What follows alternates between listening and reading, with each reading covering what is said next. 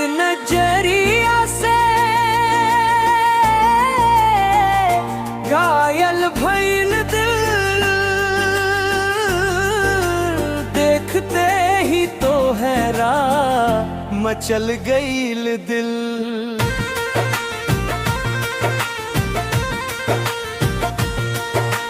चांद भी शर्माए तो हर मुस्कान देख के, तो हरे बिना अब लागे ना एको पल।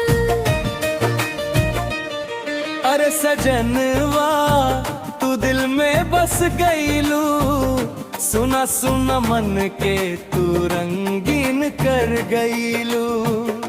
तो हर नजरिया से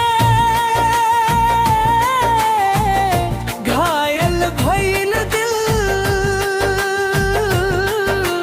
देखते ही तो हैरान मचल गईल दिल।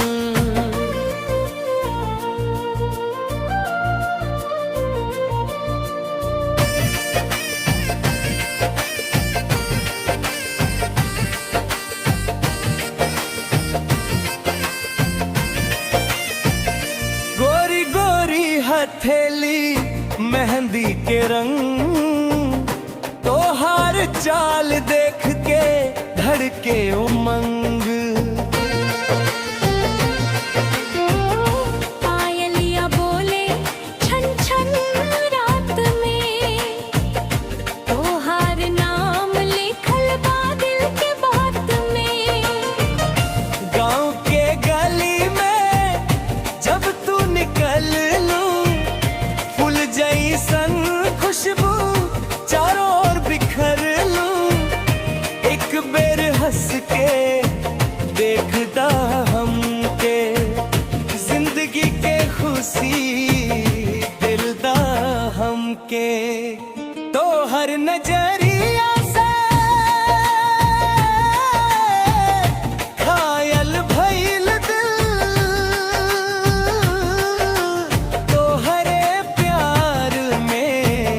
रंगाइल दिल।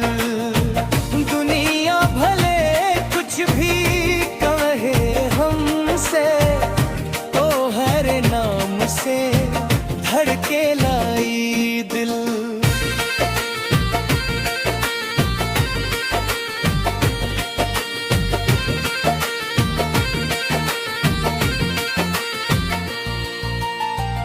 सावन के मौसम रिमझिम फुहार, तो हरे संग लागे सुंदर संसार।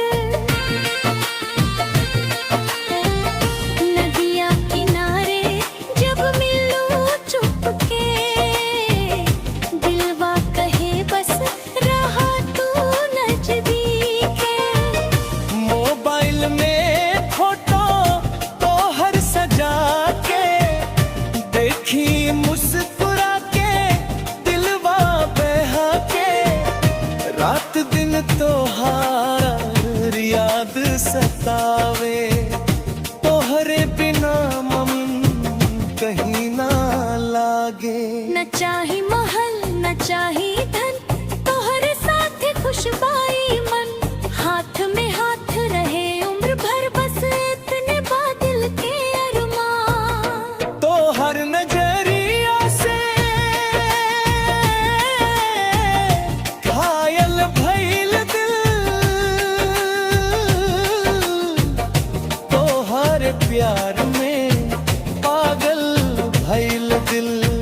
तू साथ रहा था हर दिन त्योहार, तो हर संग ही बा मेरा संसार। तो हर नजरिया से घायल भइल दिल,